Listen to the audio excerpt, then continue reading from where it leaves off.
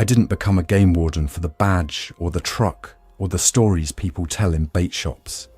I did it because the woods have a way of making sense when the world doesn't. Seasons do what they've always done. Moose calves get gangly in June. The loons come back to Moosehead Lake with a call that shivers the surface at dusk. Even the rules, Title 12, the chapters on seasons and bag limits, are a kind of hymn in legal language. I'd always believed that when it all got noisy, the forest would be the last place to lie to you.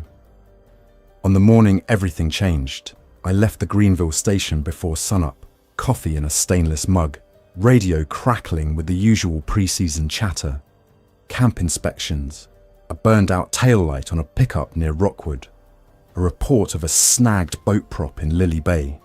The thermometer on the dash read 41 degrees Fahrenheit, and a ribbon of fog lay on the east outlet like somebody set a silk scarf across the Kennebec. My patrol vehicle, a green four-wheel drive pickup with a light bar, push bumper, GPS puck on the roof, and the warden shield on both doors, smelled faintly of pine cleaner and wet canvas. Behind me in the cab were the tools I've needed for years: throw bags and PFDs, a pelican case with evidence kits, a trauma bag, bolt cutters, a come-along, a set of waders, a chainsaw with a sharp chain and fresh mix, and a pair of heavy tote bins full of search and rescue gear. In a locked rack in the cab were the tools I prefer not to need: my duty sidearm, a 12-gauge loaded for wildlife work, and a patrol rifle with soft-point rounds for when a humane shot requires reach and certainty. They had their places, and for years the order had been enough. At 6:14, the first call came through our Augusta Regional Communications Center, rebroadcast by the county dispatcher. Possible rabies exposure. Camper at Lily Bay State Park reports individual disoriented, unresponsive to verbal commands, attempting to get into other folks' tents. The ranger on duty, Dan Shea, knew me and keyed up. "Warden Keene, you close?" "I can be there in 10, I said, turning onto Lily Bay Road as sunlight broke over the crown of hardwoods. "I've seen rabies. It wires a wild animal wrong, sometimes makes them circle or approach things they should flee. People get nervous, and they should. But even in the half-time between winter and summer, lily pads just thinking about punching up through the shallows. Lily Bay is a place that quiets you down." I rolled into the park before 6:30, the entrance booth still shuttered, mist lifting off the boat launch. Ranger Shea met me near the maintenance shed. He's younger than me, stout, dark beard, sensible eyes. "Camp 19, he said. "Guy's upright, breathing hard, ignoring everyone. No ID we've seen, no shoes. Walked in from the north path, folks say." I pulled on nitrile gloves and slipped a vest with big white letters, "Warden," over my jacket. As we walked toward Camp 19, I noticed the birds first. The red-eyed vireo near the edge of the lot hadn't moved off the trail when we passed. The juncos that usually scatter like pepper across granite just stared. It made the hairs on my forearm lift under the fleece. Camp 19 had 2 families in matching canvas tents, a blue cooler, and one of those skull and antler metal fire grates that gets more use in July. The man in question stood beyond the picnic table. He was early 40s, lean like a runner, wearing damp jeans and a t-shirt with a craft brewery logo. He faced east into the trees, eyes open, breathing through his mouth. Wind hissed in the spruce, and he didn't blink. A woman, mid-30s in a ranger ball cap, held her phone with both hands like it was a passport. "Sir," I said, "I'm Warden Keene. Can you look at me?" I kept my hands visible, palms out. I gave him the distance I'd give a moose on a narrow trail. Nothing. A fly landed on his cheek and sat there. "Any injury?" I asked the woman. "He walked in like that," she said. "Tried to push into our tent. No shirt when he got here. Then he found that one on our line. We told him to stop. He doesn't. He just stares." I eased around to the man's right, careful to keep trees between us where I could. "Sir, we're going to help you, but I need you to respond. Can you tell me your name?" No response. The only movement was the soft lift of his chest. Something about it hit me all wrong. Rabies can be loud, Snapping, froth, fear. This was like watching a plugged-in refrigerator hum without the light inside.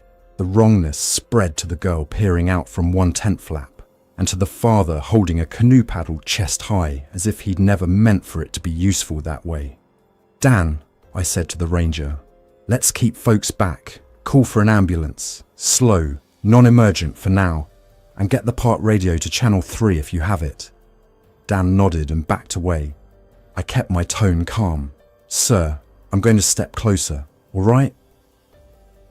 He didn't flinch when I closed to 8 feet. I could smell damp leaves and something off. Sweet, like apples gone too far in a cellar. His eyes tracked somewhere above me, like he was listening for a sound in the canopy. I could see goose flesh on his forearms, but no obvious injury. I held up a penlight. "Eyes," I said. "Just a quick check." When I touched a knuckle to his sternum, he didn't react. When I flashed the light, his pupils were wide, then wider. He took one long breath and exhaled a sound that wasn't speech. It was a low, steady moan, windless, like an organ pipe that hadn't learned a hymn. I stepped back. "Okay," I said softly. "Dan, let's..." The man moved then, not at me, but toward the sound of a generator cycling somewhere near the bathhouse. He walked as if his joints had forgotten they were there, a straight line drift. I shadowed him at a safe angle, and Dan paralleled on the other side. When we herded him, he didn't push against us. He only corrected like a compass needle. We got him into a gravel clearing beside the maintenance yard, and I used soft nylon restraints from the SAR kit, not handcuffs, to anchor him gently to a steel post at waist height so he couldn't wander into the road or toward people. It felt wrong, but leaving him to drift into the lake felt worse. I kept my voice steady for the onlookers. "We're going to get him medical care," I said. "Thank you for staying back." The ambulance took 40 minutes. Dispatch said the county was getting calls, more people wandering, unresponsive, standing in roads with their faces tilted toward power stations and HVAC units, toward anything with a hum. A report of a man on Pritham Avenue stepping into a storefront window without bracing himself. A call from a lodge on the North Shore. A woman stood for 20 minutes in the middle of a parking area with her hands on a pickup hood, eyes open like she was watching a distant meteor shower. She didn't blink when staff talked to her. Then she walked away toward the distant thump of a pressure washer. By 8 o'clock, the Regional Communications Center relayed an advisory out of Augusta. Public health incident. Shelter in place. Avoid contact with symptomatic individuals. Do not approach. Report to local authorities. Emergency alert system pending. The dispatcher's voice had that knocked arrow tension that means she understood less than she hoped. We moved our unresponsive man to the ambulance with a soft litter. He didn't resist. He didn't help. His pupils still had that stare I couldn't forget. I rode in back to the park entrance while Ranger Shea drove my truck. Through the rear windows, I saw campers quietly unrolling maps, hands on phone screens. Couples packing with that tight, quick efficiency of people who think they still have control if they move faster. At the entrance booth, I stepped down. "I can take it from here," I told the paramedic, who gave me that long look you give a coworker you didn't expect to see at the front of something. Her name was Lydia Barnes, Greenville EMS. "We're getting a lot of these," she said. "No injury. Vitals are all over. The hospital's asking us to hold at the bay. They're setting up a staging area." "Which hospital?" "CA Dean's doing what it can. Doctors in Bangor are asking us to keep distance and observe. They want video logs. No one's saying the word but..." She didn't finish. She didn't need to. "Call if you need me," I said.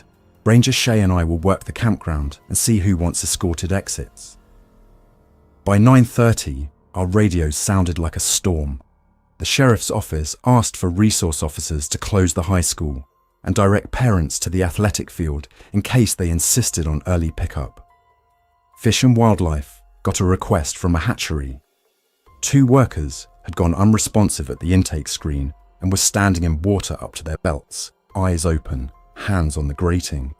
The pump whined. Another call. A guide service on Route 6 had 3 clients on a pontoon boat who suddenly just stood. lifelong Maine residents, born knowing the sound of a loon's wing beat, just standing near the gate latch, as if waiting for something to be turned on. We switched to an incident command cadence out of habit. Who's the initial incident commander? Where's staging? What's the operational period for our first 12 hours? Where do we want to set up a check-in for volunteers? What's our frequency plan? My lieutenant, Sergeant Mike Lavoie, set Greenville Fire Station as a temporary incident command post. He used the ICS forms we all pretend we hate and secretly trust. I was assigned Public Lands Branch with a nasty footnote. If it moves and shouldn't, tell us. If it doesn't move and should, make it. The first real decision came at 10:10. A call from a family out in Cacaccio. If you know the sign, you know. Population, not many. Their teenage son had been out checking a game camera on the edge of Lazy Tom Bog. He radioed on a family FRS handheld with his voice compressed into one flat sentence. Dad, there's 3 of them on the ATV trail. They're standing on the gravel. They're not talking. Okay, Sergeant Lavoie said, pointing at me. Take it. Bring whoever you trust. Don't improvise beyond what you must. The sheriff's putting a deputy at each end of Pritham to keep people from clogging downtown. EMS wants us to bring symptomatic people to the ballfield, not the hospital. That keeps the pressure off the ER and puts them in one place where we can protect them. That's the plan, until someone with more brass changes it. Ranger Shea slid into my passenger seat. We added a registered Maine guide named Henry Cormier to our convoy. 60-something, lifetime woodsman, knows every tote road between here and the Canadian line. He kept an old VHF in his truck tuned to ham frequencies and more than once had saved lost hikers by knowing which peak would cast a signal to which town. He looked tired already. Feels like before a nor'easter, he said quietly, except the barometer's wrong. We took the Lily Bay Road to Frenchtown and turned onto gravel. The map said Golden Road further west, but there are 100 unnamed spurs a person can lose themselves on before they reach it. I kept the truck in 4 high to eat washouts and spoke on the county frequency to mark our route because 3 other units were scattered across the North Woods, dealing with reports of a drift boat circling on its own, a canoe moving without paddles, a pair of hikers staring at a ranger station door like it was a moonrise. At 10:52, we rounded a bend and saw the first of them. Not the 3 on the ATV trail, those would come later. This was a woman in a flannel shirt and leggings standing on a beaver dam. The right way to cross a dam is slow, respectful, weight forward, eyes on your footing. She'd walked straight onto it and stopped with one foot halfway over a spill of sticks. Her arms were at her sides. She stared into the flow. I pulled up 50 yards off. The only sound was the water going where water goes. I said her name. Her camp was upstream. I recognized her from fishing license renewals, and she did not answer. There was a temperature to the moment that had nothing to do with air. The world had been sorted into 2 bin labels, responding and not. Do we move her? Ranger Shea asked. Not without a plan, I said. If we step on the dam wrong, we're both in the drink, I keyed Lavoie. We need a team to assist with water-adjacent symptomatic individuals. Throw bags, PFDs, full set. For now, I'm marking her location and moving on. Advise the family we'll be back. It felt like leaving someone out in the rain on purpose, but we had a teenager and 3 people on a trail ahead of us, and a day that was going to keep shrinking. Cacaccio's population not many sign stood at the fork like always did. Beyond it, the Lazy Tom gate was open. Someone had swung the chain over the post and left it, and the road into the bog made a grey stripe into green. We found the boy by the lumber pile near an old skidder, hand on the family radio, lips pressed together in that way I recognize in people trying to be brave. They're there, he said, pointing with only his eyes, like lifting a finger might disturb the quiet. 3 figures stood on the ATV trail where it crossed a cut. 2 men and a woman. They were spaced like fence posts, eyes up, facing the glint of the aluminum canoe someone had leaned against a jack pine last fall. The canoe pinged in the heat and cooled and pinged again, a tiny metronome. Do you know them? I asked the boy. Second one is Mr. Laflamme from the bait shop, he whispered. The others, I don't know. Okay, I said. You did the right thing. Are your folks home? He nodded. They said to stay here. I put on my PFD. He looked down. He was wearing the foam vest over a hoodie, zipper crooked. Good, I said. Stay with Mr. Cormier. I looked at Henry, and he gave me a very small nod. We've stood together over enough ice holes and EMS scenes to understand a nod. I walked in with the vest and radio, and the calm tone that does more work than any badge. Mr. Laflamme, I said, stopping 10 feet away. I didn't want to crowd them near the culvert or the loose gravel. It's Avery, I added, though most people still call me by my last name. We've got a plan to keep you safe. Nothing. The wind worked through spruce and fir. Somewhere, a raven croaked, and all three heads turned in the direction of the call. It was that precise and that unsettling. Dan, I said to Ranger Shea, let's stage the truck to block the spur and guide anyone who wanders in away from this spot. Henry, you and the boy head home and tell his folks that we're going to escort you to the ballfield in town. We have county resources there. Henry hesitated. Avery, we just saw a pair on the dam. We can't. I know, I said. We're going to handle as many as we can. Right now, this boy needs you to drive him home like someone with grey in his beard knows how. I'll get Mr. Laflamme and the others, then we'll clear back. It's one thing to talk about moving persons of concern in a tabletop exercise. It's another to place a guiding hand near an elbow and feel the weight of a person who doesn't push or lean, who merely allows you to translate their vector. We used light touch, quiet voices, and the same patience we use when coaxing a lost day hiker to trust a compass they've decided doesn't match the map in their head. We loaded them gently in the backseat of the pickup. 3 unblinking passengers who stared through glass at the boat launch signage that reflected sun like a beacon. By noon, we'd shuttled 9 such people to the Greenville ballfield, where EMS had set up under the scoreboard. The scoreboard lights were off, but the metal box hummed, and the symptomatic lined themselves along the outfield fence like a strange, silent crowd. EMS staff taped hazard triangles on the gravel to make a corridor. A National Weather Service radio relayed a special weather statement about gusts coming through the notch west of us. The symptomatic turned their heads toward the speaker as one. We logged names when we could.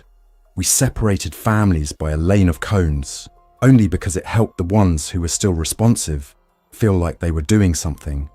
I watched a husband hold his wife's hand as she stood with her palm on the chain link and stared to the north. He rubbed his thumb across her knuckles. He told her the story of how they bought their cabin after even the realtor said nobody wanted that much shade. He said they were going to sit on their porch in a week and argue about where to put the second hummingbird feeder. He never backed up his words with any hint of what he feared.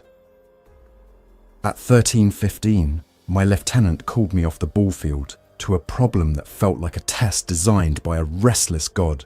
The East Outlet Dam.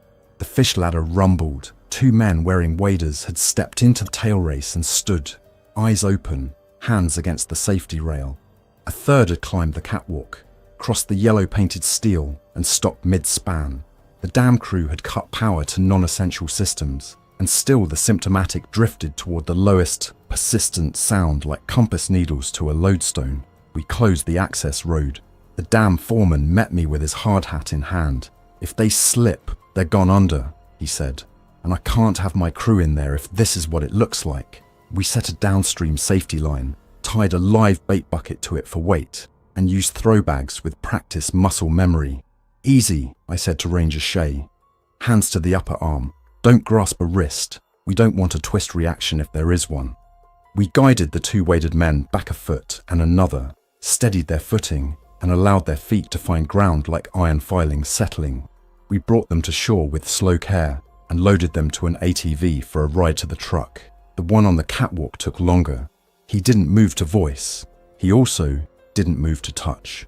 We clipped a safety line to a steel beam, and I walked out with a second line, clipped it to his belt loop, like I might clip a person prior to a winter check on a rime-coated bridge, and then stood there with him for what felt like a quarter hour.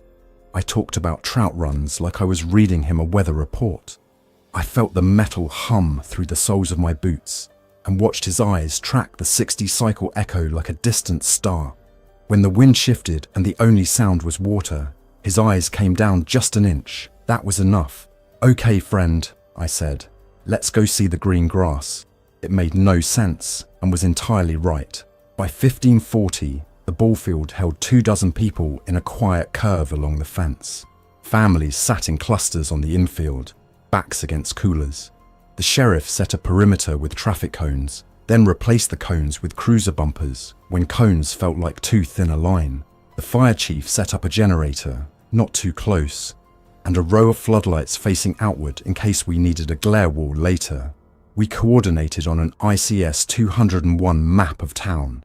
The operations box read like this: Objective 1, keep symptomatic safe and together. Objective 2, keep families informed. Objective 3, keep the quiet. The quiet matters. At 16:05, the first of the other kind came in on the radio. Up north near Pittston Farm, a camp owner reported 3 people not just standing, but moving with purpose toward a generator shed. They weren't responding to voices, and they didn't stop when someone stood in their path. The person on the radio said the 3 weren't fast or dramatic, they were focused, and a person who stood there simply got pushed aside. A moment later, the line went quiet. A minute after that, the camp owner called back and said the generator had been tripped off when the 3 reached the transmit box. After that, the 3 stopped and stood again, hands on the shed wall. The camp owner had sat down on the gravel and cried in a way she could not explain to herself. We logged it as an incident, not because paperwork would fix anything, but because writing creates the smallest margin of control. The decision about where to spend the night came down to 3 options: the fire station, the high school gym, or Sugar Island on Moosehead. The fire station had concrete, trucks, and radios.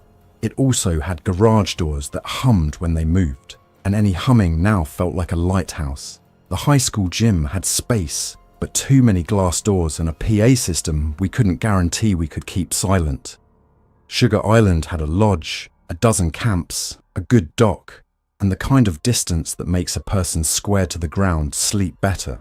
It also had the fact that the symptomatic, left unprovoked, seemed to prefer sound. The island, if we cut every generator, would be as quiet as loons. We chose the island. By 1720, we had a plan. EMS triaged who could be moved. Families who had symptomatic loved ones would be kept with them. We would ferry everyone in a string. 2 patrol boats, a volunteer bass boat, and a heavy aluminum work skiff we borrowed from a marina. We would bring blankets and water, a first aid cache, and 2 big coolers of sandwiches from the grocery where the manager had stood behind the register and simply nodded when I asked. He didn't ask about payment. I liked him for that brief, precise mercy. At the dock, the lake lay as flat as prayer. I backed the patrol boat down the ramp, and it floated with that willing thunk of aluminum touching home. We loaded the first group, 6 symptomatic with EMS attendants and 4 family members. The symptomatic sat where they were placed and looked toward the navigation light on the bow. I covered it with a rag and a rubber band, and they shifted imperceptibly, as if their eyes were answering a quiz I could not see. We ran a slow channel to minimize wake and stress, and came around to the Sugar Island dock where a retired warden named Pete, who lives out there, and has since he decided the mainland had used up its good years, had tied a rope across the dock with a hand-lettered sign, "Quiet, please." Pete met us in the fading light, with a lantern turned down low. He touched his brim and spoke only as needed. "We've opened the lodge," he said. "Cots on the floor, windows up for air, no generator. We'll keep the lanterns shaded." He pointed at the lodge where someone had taped a piece of cardboard over the humming drinks cooler. The symptomatic, once inside, went to the porch railing and placed their hands evenly along the span, facing the eastern shore. It made my heart feel too large and too small all at once. We ran trips until after dark, boats sliding in the black water under a sky that held a few stars and more questions. The last runs were families and the ones who had helped all afternoon. and had finally bounced off their reserves. On the bow ride in, a boy in a PFD asked me if loons sleep. "They do," I said, "one eye at a time sometimes." He nodded like he'd been given a password. At 22:07, the emergency alert system message came through on battery radios.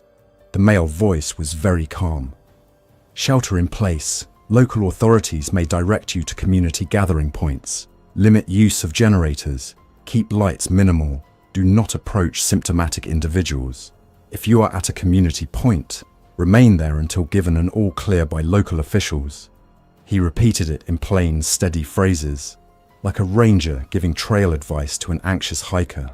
I loved him for that, even if I wanted to throw the radio into the lake to keep that voice from drawing anyone to us.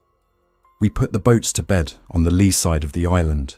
Pete led me to a camp near the tip, where a retired teacher named Ruth had kept a guest book since 1989. In the firelight we were not allowing ourselves, she'd written, read books, wash dishes, argue gently about loon calls. Now she opened the door and whispered, "You can put 4 here and 6 on the porch. I have quilts." "There's a chill," I said. "Quilts would help." She looked past me toward the lodge, where the symptomatic stood like people waiting for a sunrise to burn through fog. "Is this the kind of night where we can offer tea?" she asked. "It is exactly that," I said. "Tea would be perfect." I walked the paths until midnight, checking on volunteers, noting wind shifts, feeling the island like a boat rides its keel.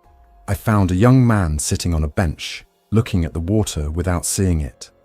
He had a hospital blanket around his shoulders and knuckles white from holding a cardboard box with a wedding photo on top. "I'm Owen," he said without me asking. "My wife's name is Mariah. She's at the fence by the scoreboard. She likes cardinals and hates when people put bread near ducks."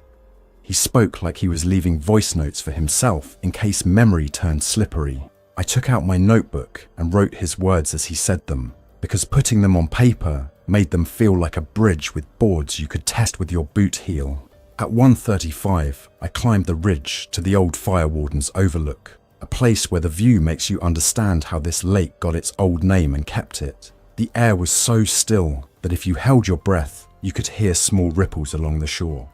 I watched Greenvale's low light, and then, past it, a bloom of white like a bulb had been turned on at a stadium. The glow lasted 3 seconds, then died. The quiet dark rolled back like a blanket. I marked the time. 3 minutes later, the radio crackled.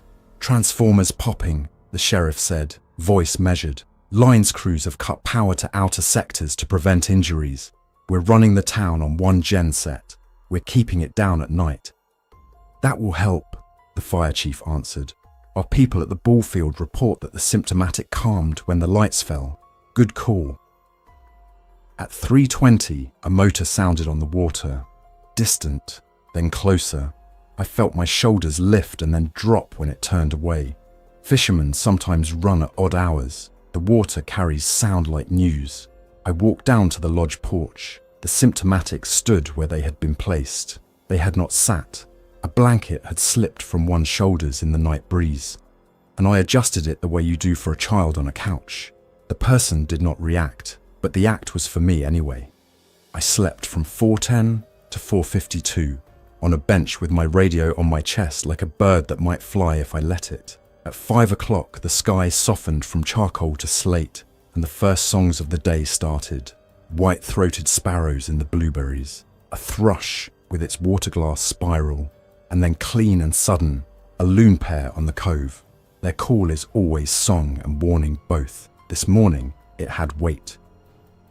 For a moment, the symptomatic on the porch all lifted their heads a degree. Then they settled, hands on the railing, as if the world were a radio they were still learning how to tune. By 6 o'clock, we were making a plan for second operational period. We would send 2 boats to the mainland for fuel, medicine, and a message drop at the fire station bulletin board, because ink on a page cannot be hacked by static. We would bring back more blankets and a crate of books, because reading calms the people who need calm the most. We would keep the island silent. We would reinforce the dock with a rope line in case anyone arrived, who was symptomatic, to guide them without pushing. We would use signs with big block letters. Quiet zone, follow me, stay with us, you are safe. My handwriting has never felt so important. At 7:10, just as the shore lit grey, and while we were cinching down a cinch strap on the fuel can, the radio clicked on with a tone I hadn't heard since blizzards and spring floods. Statewide announcement, it said.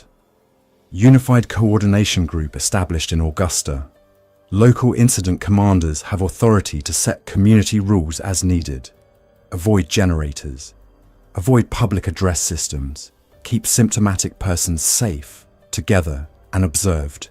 Do not move alone. Pair up. Help your neighbour. This is Maine. You know how to do this. I looked at Pete, and he looked at me, and we both allowed ourselves a tight half smile.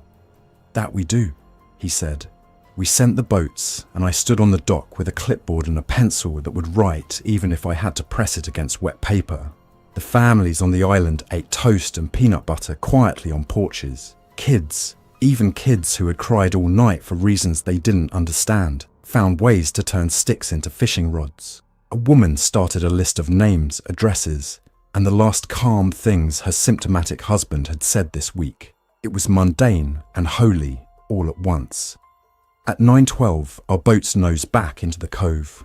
Ranger Shea jumped to the dock with the bowline. Behind him, in the hull, were 2 boxes of pharmacy supplies, a 5-gallon water jug, a line of loaf bread, and an old battery-powered label maker someone at the fire station had pressed on him like a relic. Also in the boat, sitting quietly with her hands folded, was a woman in a floral jacket who had been standing at the ballfield fence at dusk. Her daughter asked us to bring her, Shea said softly. She thought the island would be kinder.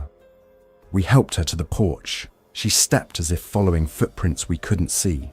She placed her hands next to the other's hands on the railing. She looked toward the sound that was not there, and I wondered if silence had a frequency I could not hear. By late morning, we'd established something like a rhythm. Quiet meals, quiet checks, quiet walks along the path, with a hand on someone's elbow. The mainland sent word that power crews were stringing temporary cutoffs on loud transformers, and that the county was using paper flyers on doors because mailboxes listen better than phones during days like these. The sheriff said there had been a few moments, none too close, when symptomatic individuals had walked into people who didn't get out of the way. No injuries were reported because people learned fast to step aside and guide. We're rural.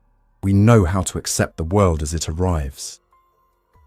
At 12:03, 24 hours after the first call from Lily Bay, I sat on the lodge steps and wrote a line in my notebook. We are going to have to make our own weather. I meant it like a warden does. If you don't like the wind, you find a sheltered cove. If the sun is too bright, you put a brim on your hat. If the day brings you a crowd of quiet souls with their hands on a railing, you make a quiet place, worthy of their trust. I looked at the people on the porch and saw the way their eyes followed the pattern of shade through the pines. A breeze moved, and the needles made a soft, long hush, like a held breath leaving a chest. It felt like an answer, or at least a promise that answers can be coaxed into the open. I thought of the woman on the beaver dam, the boy in his PFD, the dam catwalk, the grocer with the sandwiches, the sheriff with his measured voice, the retired teacher offering quilts and tea, the loon pair gliding like punctuation marks to end a sentence we hadn't yet finished saying. I thought of the sign at Kakajo, population, not many, and how it reads like both a warning and a vow. And I knew this. The first day of anything hard is mostly logistics and mercy.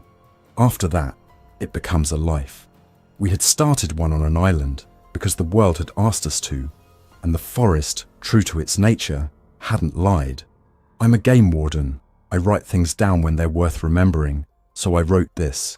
Day 1, we chose a place. We kept it quiet. We carried people who needed carrying. We promised to come back for the others. We folded quilts. We labelled water jugs. We told stories in low voices. We learned that sometimes survival is not a shout, but a hush. The second day would ask more of us. More ferry runs, more names in a notebook, more long walks to places where generators hum as if they mean to. But that was for the next operational period.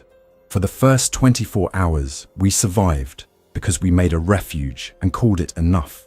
And in a world that had forgotten the frequency of silence, an island learned to sing in it. Thanks for listening. If you enjoyed this story, don't forget to like and subscribe. Your support keeps these creepypastas coming. Until next time, stay alert, stay safe, and never ignore the feeling that something is watching.